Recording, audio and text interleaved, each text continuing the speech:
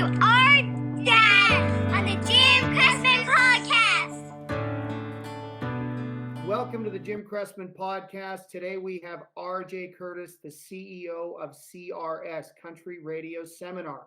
Now that's a nonprofit industry service organization that hosts an educational event gathering together key music industry professionals, business leaders, entrepreneurs, radio folks, artists. The motto of CRS is Learn, Connect, Advance. And with me today, as I mentioned, the Executive Director, RJ Curtis. Welcome to the podcast. Well, thank you for having me. It's a pleasure to be here. It's great to meet you too. Yeah, it's good to meet you as well. I've got a lot of reverence and respect for the event that you've been pulling off, and you've been heading up this organization since 2018. Yes, but you've been a member for years. Drew you to this in terms of making you feel like it is something that is undeniably important to the industry, to keep it moving forward, keep it progressing, and keep people connecting. Yeah, I mean, that's the way we look at CRS. And you're right. I have a long history with the organization. Without dating, well, I'm going to date myself by saying this, have been going to CRS since 1985. And then got very involved with the agenda and planning of it and became a board member in 1999. So I was a board member for 20 years. And I think I hold the record of all board members. I've held every officer position in our organization. I'm a past president.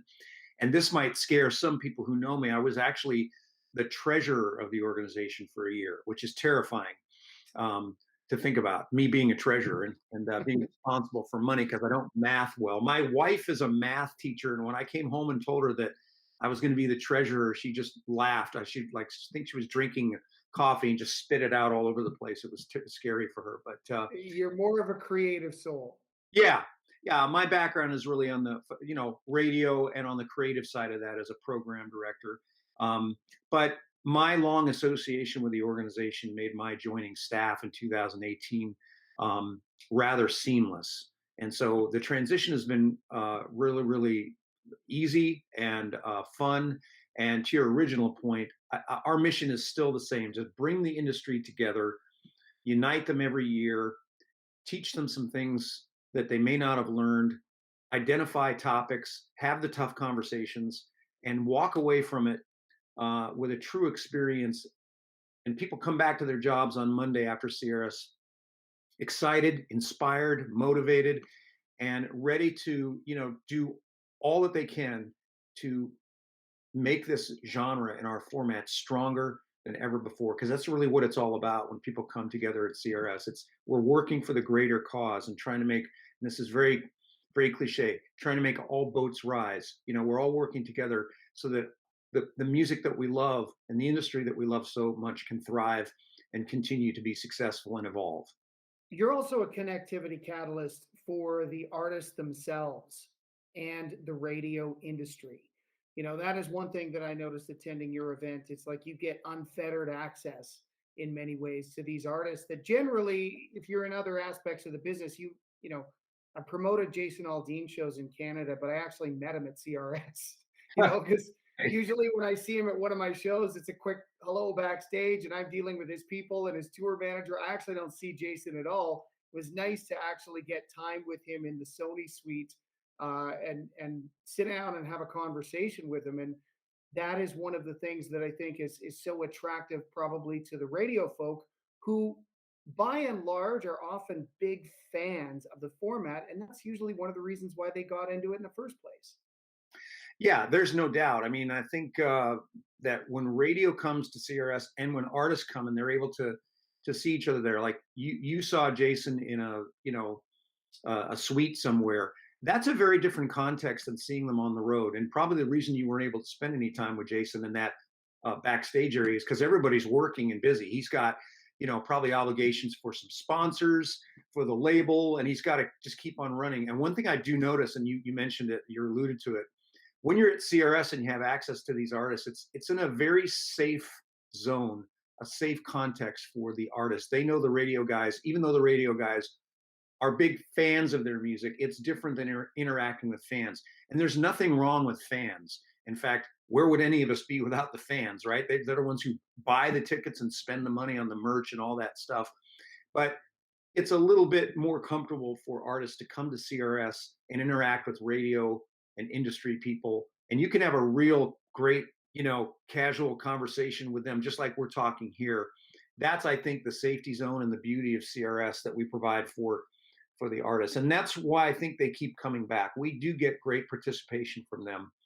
They know that the radio guys appreciate them showing up. There are true relationships, friendships between artists and radio and other industry people. And CRS is the place where those things can be forwarded and enhanced. And it's a great opportunity too for artists who are on their way up. I mean, we talked a lot about established artists like Jason Aldean, who's been well established for well over a decade. But if you're a new artist and you're learning the landscape and you're getting to understand the dynamics of the players, this is a great opportunity to get in front of them. So I'd like you to talk a little bit about some of the most exciting breakthrough and breakout stories from the artist front that have come directly from them participating in CRS. Wow, I have several that come to mind immediately. The first one for me that was really gigantic was I remember in 1990 there was an artist luncheon, and Garth Brooks and Alan Jackson and another band were on it, and another band, a band called I'll tell you the name of the band. I do remember the name of the band, and the reason I held that off was I'll get to that in a second because it's funny and tragic all at the same time.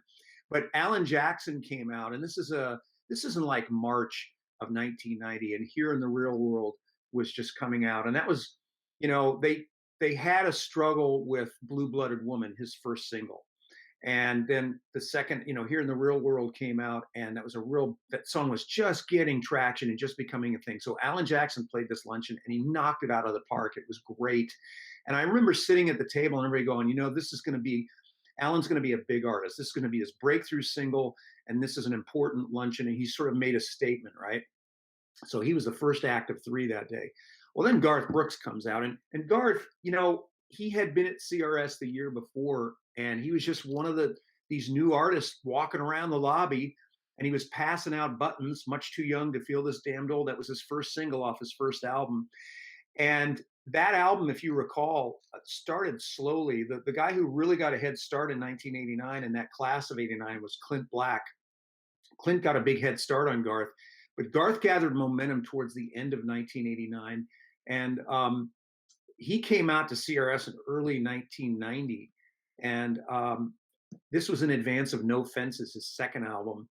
And he debuted Friends in Low Places at this luncheon. Now, no one had ever heard that song. It had been cut before, but really, by and large, radio hadn't heard it. Not only did he debut that song, which was one of the most iconic and famous country songs in the history of country music, but a lot of people hadn't really seen Garth perform, and he brought his band out, and it was like, it was, what Garth Brooks does on stage. It was mind blowing. It was just like, holy shit.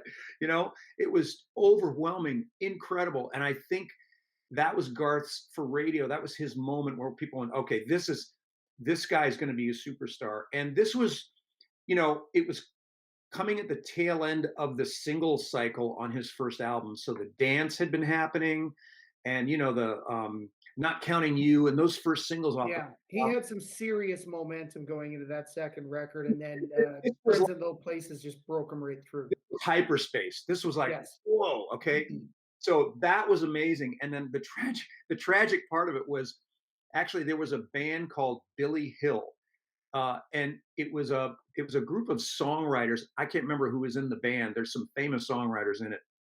And they actually, I think at the time of that luncheon, they actually had a higher charting record at the time than Garth or Alan, or somewhere up there. And it was a song called Too Much Month at the End of the Money. And I urge anyone watching this or listening to look up that song and look up Billy Hill. Only single they ever had. But unfortunately for them, they had to come on after Garth Brooks and that performance. And it was like people were streaming out of the room, and it was like, oh my God, Garth Brooks, and poor Billy Hill comes out. And they just were hugely overshadowed. It was really too bad because they weren't a bad band, but they weren't Garth Brooks and they weren't Alan Jackson. That's one really big moment. And of course, the other one, the famous one for me, was 1994 when Tim McGraw on the New Faces show debuted "Don't Take the Girl." And think about, this is 1994. There was no social media. There were no streaming platforms. And the New Faces show was different then, because even into the 90s, the New Faces show was when a lot of radio, especially non-reporting stations that came to CRS, had never seen these acts played before. It might have been the first time they'd ever seen Tim McGraw live. So they'd never heard, and the labels weren't previewing singles to radio like they do now. Like if you talk to a radio guy, they can tell you what like the first couple singles off a new project are, because the label's, sharing that with them. Well, that wasn't happening back then. So no one had ever heard "Don't Take the Girl." So Tim McGraw comes out and plays that song, and it was like an unbelievable song. I mean, that's a famous song that made Tim McGraw's career. And he's even said many times that moment on the New Faces show was a big career breaker for him. The other quick footnote on that night and the New Faces show back then at CRS, back then, there were 10 artists on the New Faces show, and they each played 2 songs. And they didn't have their band. There was a house band that learned all the songs and did that. So think about it. Tim McGraw comes out, he plays 2 songs. I think the first one was "Indian Outlaw," which was a single at the time. Which was a single, and then he debuts "Don't Take the Girl," and that was a career builder for him. Unbelievable. So those are the two big ones that stand out for me. I know that dates back. There's been a lot of great ones. I think Eric Church did something really innovative and dynamic at his New Faces show performance. He did a couple covers. It was sort of a montage and a collage of different styles and songs that really told you a lot about Eric Church. No one had ever seen that before. That was big. And, going back to Jason Aldean, when he came out on the New Faces show, I think a lot of people really hadn't seen what kind of a live show and what kind of a band he brought with him on stage. And I mean, he brought a rock band out with him. I mean, those guys, and I think they're still with him now, but at the time, this is like 2006 or 7, the format was largely still mainstream, and he comes out with this basically rock and roll band. It melts everybody's faces. Yeah, that's pretty much what happened. So and anybody that you talk to could tell you maybe different stories of impactful musical moments. But I think that's, I'm glad you asked that question, because I think CRS that's a hallmark of it. That's what it is famous for. It is a time when artists can come out and have a moment, a special moment that is defining for them, and just sort of tease them up for a career of success. And that's happened many times. And it's really up to them. And the interesting thing, just talking about the luncheon where Alan Jackson debuted "Here in the Real World" and Garth Brooks debuted "Friends in Low Places," and then Billy Hill went on after. The ironic thing is Billy Hill's label / manager probably jockeyed for that slot. They probably fought to end up with that closing slot on the luncheon, and that ended up biting them in the ass. It's interesting how these industry paradigms, these rules that we all kind of follow sometimes, they don't always set the artists up for success. Right. It depends on who's on before you. Yeah. I mean, they probably went by a playbook that had worked for them in the past and, calculated it that way. But I mean, I don't know who could have predicted, because it was such a spontaneous explosion of like a guy like this guy's going to be the star. I mean, I swear to God, I know it's easy for me to say this, Jim, but I came back. I was at KNIX at the time. I was programming the station, but I was also doing afternoons. And I came back from CRS, and I remember talking to my traffic guy.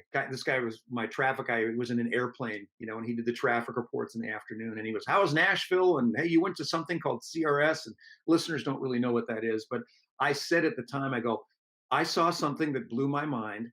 Garth Brooks, who we've already played, just blew my mind, and everyone else's. He's going to be the biggest star of this format." Now, I know that's easy for me to say because Garth Brooks is, and it's 2020. Yeah. Yeah. But I did say that, and it was one of those moments. So I think that's one of the wonders of CRS, and obviously I'm very biased and would, elevate those moments, but there've been some big ones. Well, fair enough, man. That's you're part of the history of some foundational acts in this format. Let's talk a little bit about the selection process on who gets to showcase at the luncheon and the new faces showcase and how that's changed over the years. Because as I would imagine, it's gotten more and more competitive, and you guys have had to probably become even more and more fair over the years with how you determine who's performing in those slots. So let's talk about some of the selection criteria that you put in place to give artists the eligibility to perform either at the luncheon or new faces. Yeah, it's really for new faces. You know, the luncheons are label luncheons, and they are our partners in this. And we don't take part in the booking of their artists. We, you know, give them the opportunity, and I think it's really their call in terms of who they want to showcase. But I think they've done a really good job over the years of mixing superstar acts that everyone is familiar with, and the radio guys love to see, and they're seeing them in that different context. It's not like a regular show, so it's a little more casual and informal, and that radio guys like that. I think the artists like it too. Um, but the New Faces show over the years, I think starting in the early 2000s, we did a much better job of creating a defined criteria for how someone is going to be evaluated and selected for that show. And you know, way back in the day, the selection process for New Faces was really done by a committee that was from, you know, drawn from the board of directors, and by that I mean a small committee, and I don't mean to to say that it was a smoke-filled room, but it was much more informal, and there wasn't a hard defined criteria for it. Now there is, and I think that's always a better way to do that. And then after the criteria was, you know, really created and defined and, you know, put in our bylaws, then we decided to put it in the hands of the voters, and the voters were consisted of and do consist of radio. For a while, we only let people who had attended CRS the year before vote. That tended to be a small turnout. I mean, there's a couple thousand people in radio attend CRS, but not everybody votes. So we opened it up to all of radio, and got a very large turnout. So the sample size was large, and that's how that is selected right now. And we continue to evolve that process. In the last 2 years, we have included now DSPs are eligible to vote. For example, the people who make programming decisions at CMT and other, you know, platforms. I think that's important because, as we know, artist development is not limited to the radio. Radio is still a hugely important way for labels to break an artist and to get them where they want them to. But I mean, it's gone way beyond that, and we need to be more inclusive of those people. And so that's how the New Faces show works. So I really believe that by the time we get to, and now it's 5 acts, it's been 5 for many years. When we get to those final 5, I think that the voters have done a really good job of selecting the real contenders, the ones that are really making a mark and have made that their mark in the past year. And I think it's very well representative of what's happening in the format and where those artists in the format are going in the years moving forward. Yeah, it's interesting that you bring up the involvement of the DSPs, Sirius, CMT. At what point did you guys, as an organization, start to really realize that these other platforms, separate from radio, were also contributing to the stories of breaking new artists and even propping up the careers of some artists that had maybe had their best days at radio in the past and were now starting to make a comeback on Apple Music or Spotify? Their follower count was way up. At what point did you guys sort of like evaluate that and go, okay, we need to welcome them to the table too? Well, I mean, in full transparency, we've only included that in the voting in the last several years. And if I'm being completely honest, in my opinion, we were a little bit late to the party on that because, as we all know, you know, the streaming platforms started to gain traction at least in the last 10 years. But we were watching that. I think we were trying to find the right way to incorporate their voting into it, because when you say to radio, okay, we're going to allow programmers and music decision makers to vote for the New Faces ballot, it took us a minute, and with the help, I might add, of people on the DSP uh, platforms. You know, Brittany Schaefer is with Spotify, and she's on our board of directors. Ryan Reddington is a former board member. He's with Amazon, and we have now a couple members of Apple on our board. It took it took their help for us to realize and identify who on the streaming side is eligible to vote. Who are the decision makers there? It's a little more, I mean, it's a little more vague to some of us as to who's making the real decisions on music selection, because there's so much playlisting going on, and who are those people? But with their help, I think we've identified who the eligible voters are, and I think it's really important. And I would like to see, and of course it's up to our board. I would like to see us look at our criteria moving forward and move away from not just the airplay chart for criteria as to who gets into the top 25, and that's part of the criteria. I won't go into the whole thing because it's a little bit lengthy and kind of boring. But I think that we should probably expand that, and probably will. And this is, we're trying to find the right way to do it so it's fair and it makes sense. The right way to include other forms of consumption, because that is telling the story, and that is helping break artists aside from just radio. So I think we're going to have to broaden that, but we want to do it the right way. And that's why we maybe appear to be moving slower than some people would like, but it's deliberate, and it's with the intent of making the right decisions and doing the right thing always. Yeah, and it sounds like it might just be a math problem, figuring out how to weigh in the amount of DSP versus chart radio airplay and come up with something that feels fair, equitable, and feels like you guys are evolving your selection process. Um, how much do you model those processes off of other organizations that are also in your industry? So, for the Canadian Country Music Association, for example, if you want to be a contender for Entertainer of the Year, you have to have a certain amount of streams, a certain amount of chart positions. Again, bit of a boring process, but they have sort of an algorithmic formula to determine the top 10 qualifiers for that, and then it comes down to fan voting, right? Do you Yeah. guys do you guys model some of your selection criteria off of what other organizations are doing, or have you got there yet, or do you think that's something that you might look to in the future? Yeah, I think honestly we're not there yet, but we are paying attention to that and saying, what is a criteria used by other organizations that can be of help to us? When we looked at including the consumption chart, for example, on the Billboard side, um, if we went purely on that, it's so wide because sometimes a song can just blow up very quickly on the consumption side and get a ton of streams and a lot of engagement, and it may not be something that is really a truly country project. So we do want to. The New Faces show has always been the attempt, the meaning of it. The meaning of it is from the board has been like, how are we going to identify the people who we believe hopefully can have a sustained career in the format of country music. And when you get into the consumption chart, it's very broad.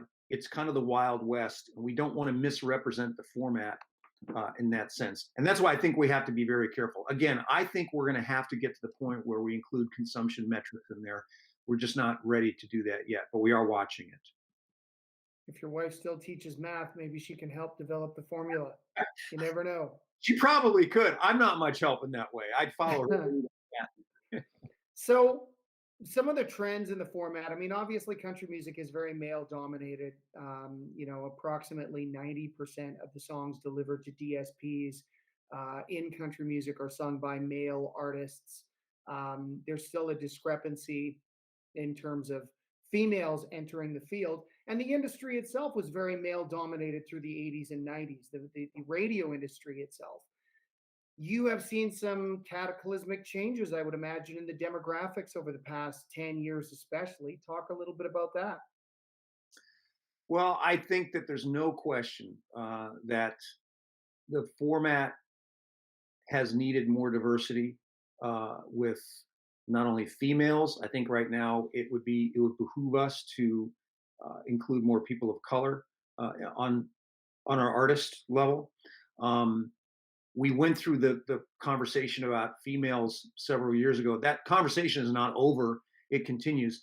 I think that the critics of the format and the people who criticize us and are concerned about the programming of the music, sometimes they aren't fully engaged and aware of how it all might really work, and their frustration level, particularly with the female side, I'm using this as an example, you know they weren't wrong several years ago, but I feel like they had this expectation that programmers and radio and the whole industry could just flip a switch and suddenly it's a 50-50 mix of males and females. That process has a long tail to it because there's a lot involved. There's artist development. There's the labels needing to sign more female artists and more artists of color and of diversity. But And the market needs to respond. If the market's not supporting certain artists that fall within certain demographic categories, it becomes very hard for labels and the rest of the industry to follow suit. yes, yes. I think on the female side, which is kind of that that issue has been percolating for. I mean, I'll go back to when I was at All Access and writing and covering the format. I was writing columns and mentioning it in columns in 2014 and 15 about like, hey, how come we can't break a new female artist? Where are the female artists? But I think to that point about it being a long tail, I think we are getting there. I think we've seen some good breakthroughs on the female side, and again, using CRS as an example, and we're not responsible for it. It's a chart performance result, but I will tell you that we have not announced the nominees for the New Faces show yet, and we will next week. We'll do it the 8th of November. But I think you'll see a really big improvement in the number of females who have qualified to be eligible for the New Faces show. A couple of years ago, in late 2018, when we got the New Faces ballot out, there was like one female on it. I think it was Lindsay L. And she was voted in, and then there were two the next year. I think we're making progress. It may not be fast enough for people who are really, critical of what we do in this format, but we are going to get there. It does take time. It takes the whole industry. Radio has been the delivery system for this. Radio is not a, they don't do A&R. They don't sign artists. They don't develop them. They're sort of like and especially now with DSPs and all these other platforms, radio is kind of at the end of the food chain in terms of what they get for airplay consideration. I just hope people take that into consideration. But I think the industry is aware of it. They're having conversations about it, and they're trying to find ways to make it more diverse and broaden it out. And I think that's important for us to do. I don't know that there's any other format. And if any of your listeners watched the Ken Burns documentary on country music a couple of years ago, it was really documented well. I don't know that there's any other format that has spent so much time being concerned about the sound of itself. There's been this long conversation. It goes back to the 40s of, is it country enough? Is this country music? Country has that conversation a lot. For many years at CRS, there was this 2 pop, 2 country session that used to happen every year. So I think the format is self-aware and trying to self-correct along the way and become a more diverse and mainstream format. Yeah, it's hard to evolve when you're trying to hold to a tradition, right? Like it's hard to encapsulate those two dynamics where you're trying to be more inclusive and evolve, but you also want to make sure that you're not bastardizing the very roots and foundations of the format itself. So it's going to be interesting to see where it goes. I've often thought that, and I'd like to get your take on this, that country music could be headed for a format fragmentation, even more so than it is now, where you've got Americana, country, you've got rock country artists like Corey Marks, Brantley Gilbert coming out of the woodwork, obviously, in the last decade or so. and that might be the answer, that maybe country goes a bit more like pop, where it's fractionated into alt rock and pop and hip hop and all of these fusions that exist in between.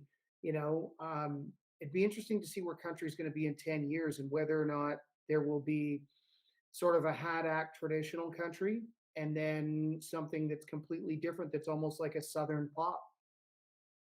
Yeah, this is a conversation that country's had a lot over the past 20 years as you've seen more sounds make their way into the format. Like a few 10 back to Jason Aldean, we started a conversation with him. He brought some sounds, some hip hop influence into it. Florida Georgia Line, the teaming with Nelly, those things. The format, it's challenging for country because the target demographic for country is so broad. It's the target is still a 25 to 54-year-old audience. When you think about that audience now, that's multi-generational. When I say generational, I mean like that spans Gen Z, millennials, Xers, and well, boomers, the younger end of the boomers. And for the sake of compartmentalizing, for advertising sake and for advertising dollars sake, we have lumped together a really diversified group of people who often don't have a whole lot in common. Yeah, and back, I think that because of social media and the explosion of different platforms that can expose country fans and music fans to music, that it's harder to give a one size all. I mean, it used to be with country that a 25 or 27-year-old and a 49-year-old might have had the same taste in music. That is not the case anymore. So country will have to wrestle with whether it will fragment. I don't think it's a decision that someone, there's no commissioner of the format that decides we're going to fragment. I think but it's challenging because if you look at, for example, rock, that's the problem with rock. And I think the challenge that it's had, it is so fragmented that you've got so many subsets of rock that all of them perform at a very average level, except for maybe classic rock, which is a really consistently high performing format. So I think country, is aware of that, and to split it up. I mean, I listen as a fan when I listen to Sirius XM. I kind of like what they bring to the table because I can go to the highway and hear like a more aggressive new music profile than I would on terrestrial radio to some degree. Then I can listen to Prime Country and hear all that stuff from the 90s. And then I can go to Willie's Roadhouse and hear the really old twangy stuff that I love, And Depends on what mood you're in. yeah, it does. Yeah. But whether or not that works for terrestrial radio, whether they can divide it up, subdivide it like that, I'm not. I don't know, because right now it does try to service all those different generations. It's getting harder to do that. I think that'll happen organically. And again, if someone steps out and tries to do that, that's a very challenging move. That's daring. I would agree that it'll happen organically, but I think it'll happen through the DSPs. I think that they'll start to fractionate more and more playlists and fragment more and more playlists that may build marketplace movements behind them, whereby radio takes a look at that and goes, wow, there's a major following for XYZ playlist, which only plays artists who fall into this sort of fractionated group of country music artists. So let's build a station around that. I mean, obviously I'm pontificating and hypothesizing, but if that's where it's going to happen, I think the DSPs will probably dictate it. But don't you think that's already happening to some degree? Because one thing that I think listeners, consumers of this music love so much about the DSPs is that they can find a playlist curated to fit any mood. Like you can get a workout, whatever format, a country, whatever. You can get something to work out with. You can get something to kind of chill with. There's all sorts of there's hundreds and hundreds of playlists out there to suit any mood. It's very hard for country. Technically, just isn't country terrestrial radio. Just isn't set up to do that. But I do think they have other things that they can do very, very well for listeners and service their needs that way. Yeah, no, I think that's a fair point. We've been hearing for at least 2 decades that terrestrial radio is on its way out, and it seems to be, at least in country music, as strong or stronger than ever. Um, Obviously, things are trending a bit more towards DSPs and streaming services, and they've gained a real foothold in the market. But does it feel like there's still a feeling of optimism among the attendees and the members of your association who are directly affiliated with terrestrial radio, or do they feel like they're on some version of the Titanic and it's going down? It's just a matter of when. What is the sentiment? I think the people that are responsible for programming radio stations, particularly at the bigger companies, but even if you go to the smaller ones, um, the real day-to-day radio people are always optimistic, and they're fighting. They're going to fight the good fight. They are dedicated to that craft. They're dedicated to terrestrial radio and this format. And I don't think they have a sense of gloom and doom. Now, that's not to say that terrestrial radio doesn't have its challenges, because it certainly does. I mean, if you look at just the business of radio, many of these big companies are so leveraged, iHeart and Cumulus and the like, and Odyssey. It's really tough for them to do business. And if you look at the way they've had to do business, it's a shrinking business in terms of staffing at radio stations. Sometimes I was talking with somebody who was on a road trip last summer, and they went into a smaller market, and this is someone who's in radio. And anybody who's in radio, like I've done this too, and I've been on a road trip. You go into a small town, and there's a radio station there, and it's always fun to go into a radio station. It's exciting to go into a radio station, right? Well, this person was telling me they kind of pulled off to the side of the road and wanted to visit the station, and there was no one there. It's all the program. Yeah, it's centralized from another location. So I think it's challenging for radio to do what it's always done, and perform and deliver live community local radio. It's getting harder for them because of the way the business is structured. But no one is. I don't think they believe they're on the Titanic. They just have to figure out country radio, and radio in general has to figure out what it's really great at, what it can do for consumers. In the past, it could help them discover music. It could help them be dialed into their community, and things like that. But terrestrial radio, long ago sort of surrendered the discovery. It's hard for them to bring the kind of discovery that you see on DSPs, where there's unlimited bandwidth, there's playlists of new artists, right? It's harder for them to do that. So I think that country radio in particular, still going to be a recurrent based format. It's the kind of format now with safer playlists that still can deliver the critical mass and land the plane for a hit single, and can make an artist get national TV bookings and commercial opportunities and touring and sell merch and all that. I think that radio is still important there. That's one of the things that it's going to be really, really useful for. But it's a transformational time for the business, and they're going to have to figure that out. I don't know what those answers are, but I do know I have faith in anybody who's working at a radio station. I'm very biased, because I have said radio's a house that built me, so I believe in those folks. They will not give up the fight. Love to hear it. I think it's still so important in the format of country music, and I think you're right. It's how do we get away from this decentralized uh, aspect of radio, which is very profit driven, very bottom line driven, but doesn't really service the community. And if you want to, if you want to win, you got to be a little bit different than your opponent. And if your opponent is DSPs, it's a little bit like in the 1990s when CMT came along and they started streaming videos 24/7 before they got into destination programming. And a lot of people at that time in radio were very much worried that CMT could displace aspects of radio.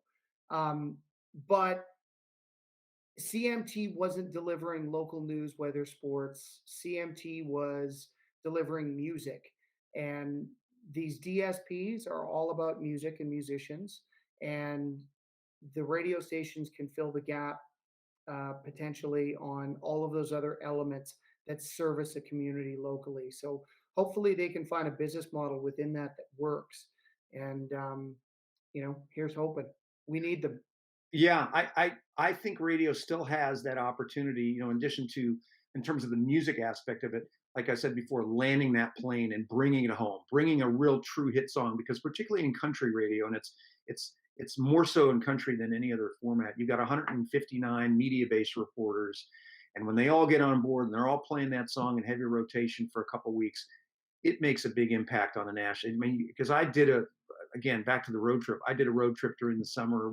My wife and I took a trip, and we were out for like a week. And I made it a point only to listen to terrestrial radio. And I did hear the same stuff on all the stations, but those were the real pure big hit songs. And so it's like, yeah, that's a hit song. I mean, it's undeniable. That's what radio is really good at. But I think it has that opportunity still, and I hope they don't stop this. It has the opportunity to bring us personalities, unique personalities that can touch listeners and make them feel like companions and make them, become a real, heartfelt aficionado of that radio station. Radio still has that ability. The interesting thing is DSPs, that radio will say, that they don't have that ability. They can't bring that to listeners. But it's interesting when you look at what DSPs are doing. Look what Apple Radio is doing.